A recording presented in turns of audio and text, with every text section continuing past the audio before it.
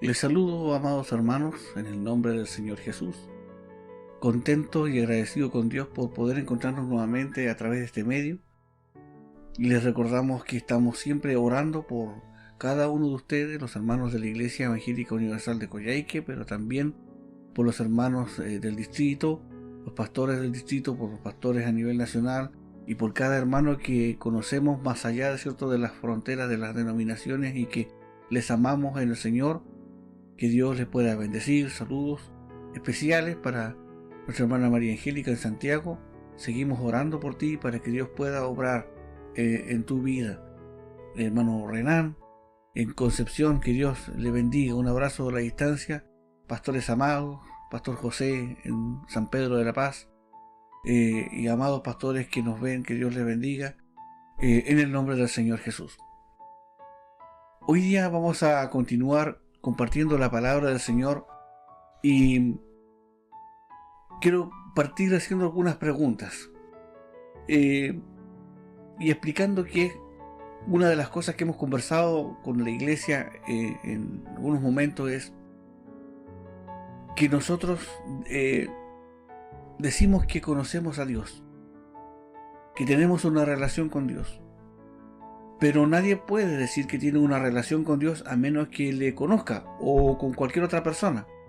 Yo no puedo decir que tengo una relación con X persona a menos que conozca detalles de la vida de esa persona y ella conozca detalles de mi persona. Y no superficialmente, sino que ya no somos simples conocidos.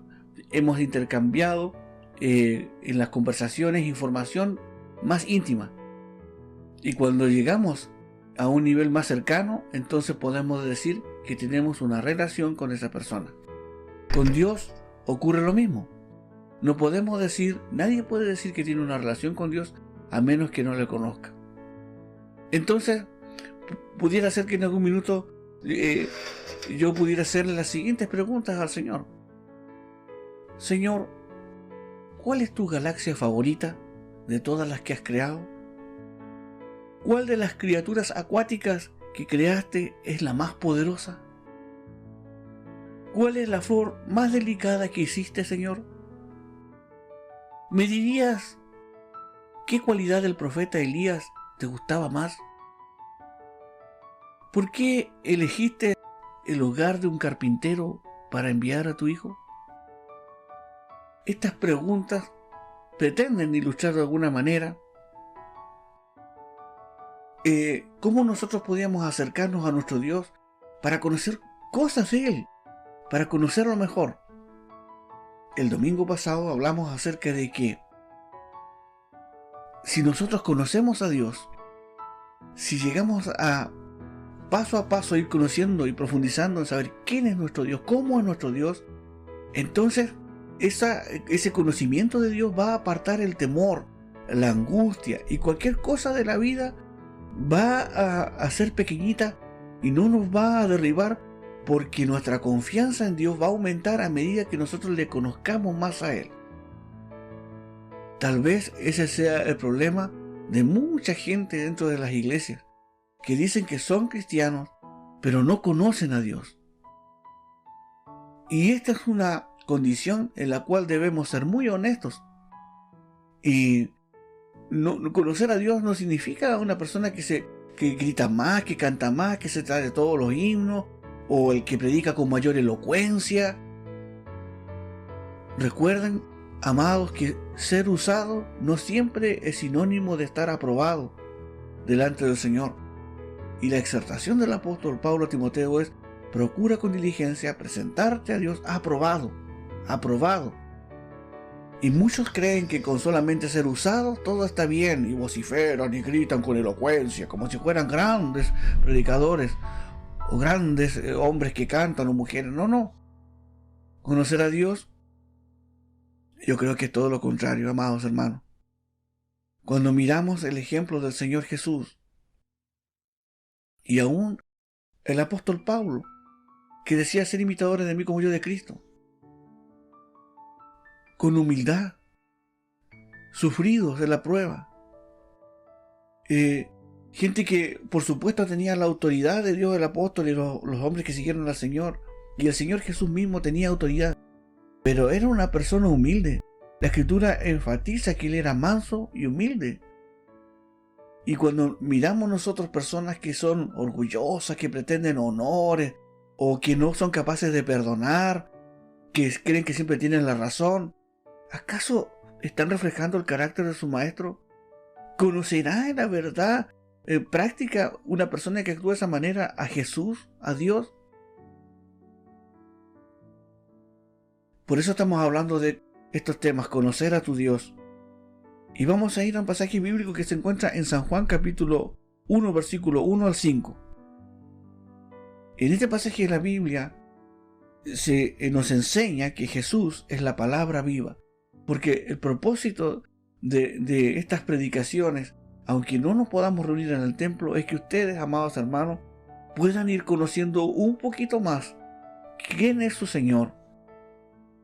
Dice la Escritura: en el principio era el Verbo, y el Verbo era con Dios, y el Verbo era Dios. Este era en el principio con Dios. Todas las cosas por Él fueron hechas, y sin Él nada de lo que ha sido hecho fue hecho. En Él estaba la vida, y la vida era la luz de los hombres. La luz en las tinieblas resplandece, y las tinieblas no prevalecieron contra ella. El Señor Jesucristo, el Hijo de Dios, Él es la palabra de Dios, el creador de la vida, y el ser mismo y esencia de la vida. Sin Cristo no hay vida alguna, ni espiritual ni biológica. Si Jesucristo es la palabra de Dios, entonces los hombres deben oír y comprender esa palabra. Si no la escuchan, se perderán para siempre en ignorancia de Dios mismo. Cristo es eterno, dice el versículo 1 y 2. Cristo es el creador, dice el versículo 3. Cristo es vida, dice el versículo 4 y 5. Vamos a entrar en algunos detalles. En el principio era el Verbo, y el Verbo era con Dios, y el Verbo era Dios. Este era en el principio con Dios. Cristo, la palabra, es eterno. Este Señor, el cual hemos dado cabida a nuestro corazón, es eterno. Cristo era preexistente. Esto significa que Él estaba allí antes de la creación. Nunca tuvo principio. La expresión griega, que en el texto griego dice que Él tenía existencia continua. Él es eterno, sin estar sujeto al tiempo. Cristo era coexistente. Él estaba y está cara a cara con el Padre, como parte de este único Dios trino, perfecto. Juan no dice que la palabra el Dios o un Dios, dice que la palabra es Dios. Es una persona diferente, pero Él es el mismo ser y la misma esencia, perfección, que Dios Padre. Todas las cosas por Él fueron hechas, y sin Él nada de lo que ha sido hecho fue hecho. El Señor Jesucristo es el Creador. Todas las cosas significa, amados, cada detalle de la creación estuvo en su mente y lo creó, materiales y espirituales. La Biblia dice en Colosenses 1:16, porque en Él fueron creadas todas las cosas, las que hay en los cielos y las que hay en la tierra, visibles e invisibles, sean tronos, sean dominios, sean principados, sean potestades, todo fue creado por medio de Él y para Él. Gloria al Señor. Fueron hechas, dice la palabra. Nos enseña, amados hermanos, que nada existiría, ninguna sustancia ni materia. Él los creó. Cristo era el que creó las cosas una por una.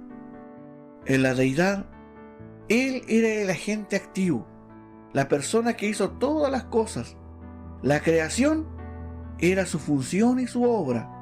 En el libro de Hebreos capítulo 1 versículo 2 dice: en estos postreros días nos ha hablado por el Hijo, a quien constituyó heredero de todo y por quien asimismo hizo el universo. Sin el Señor Jesucristo, amados, ni siquiera existiría una partícula atómica.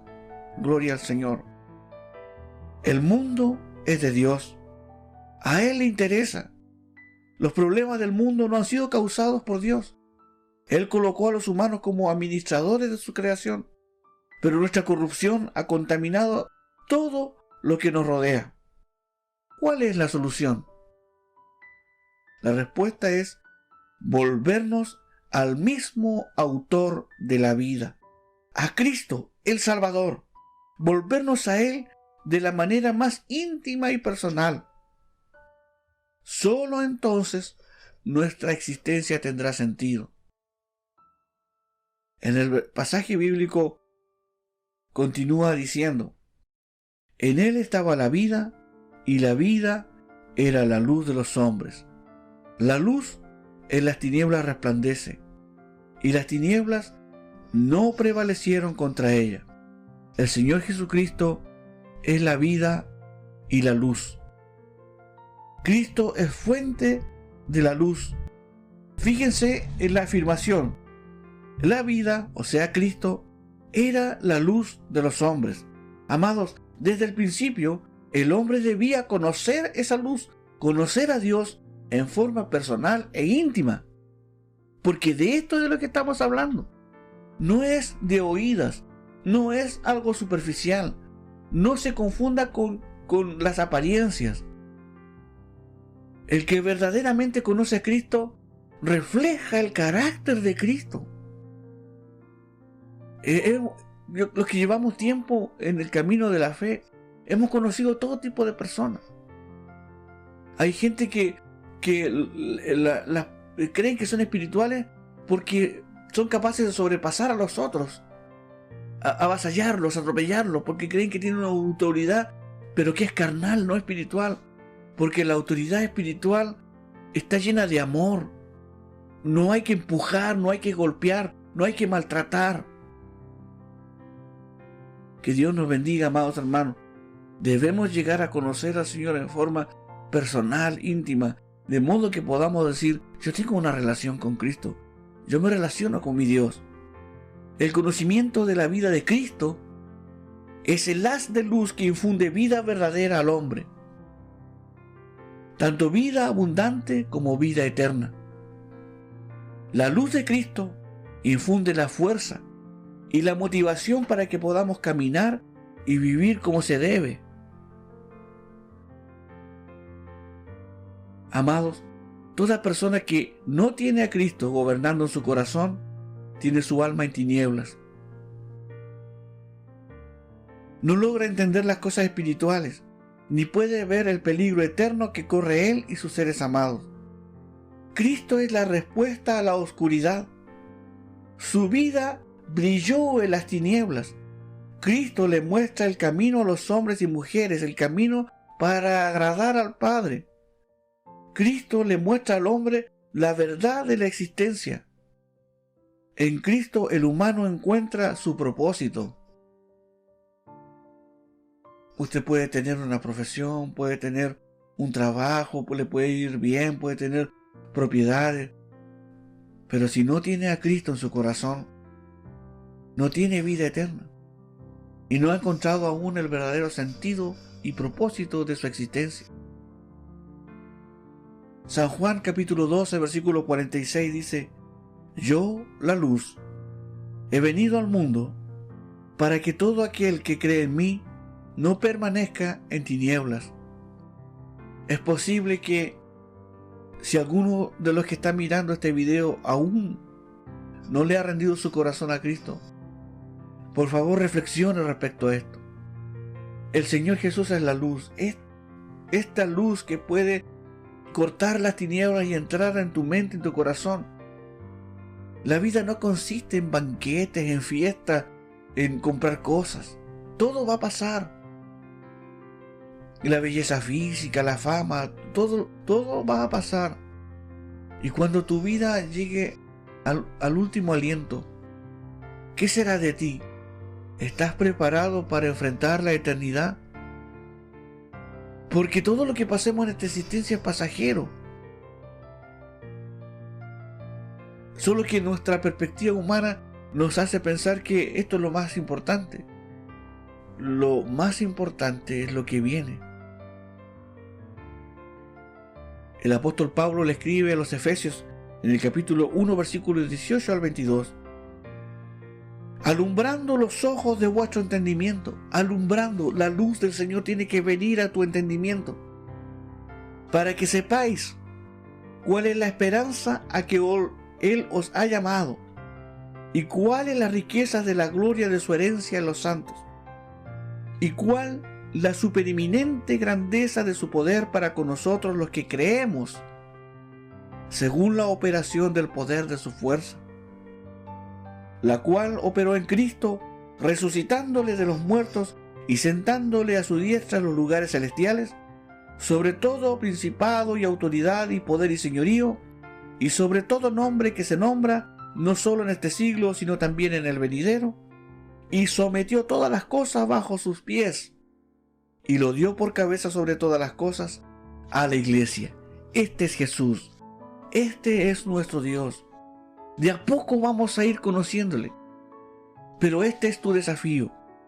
Esta es la tarea del creyente: conocer a tu Dios, conocer a tu Señor, cada día un poquito más, de modo que con justicia tú puedas decir que tienes una relación con tu Salvador.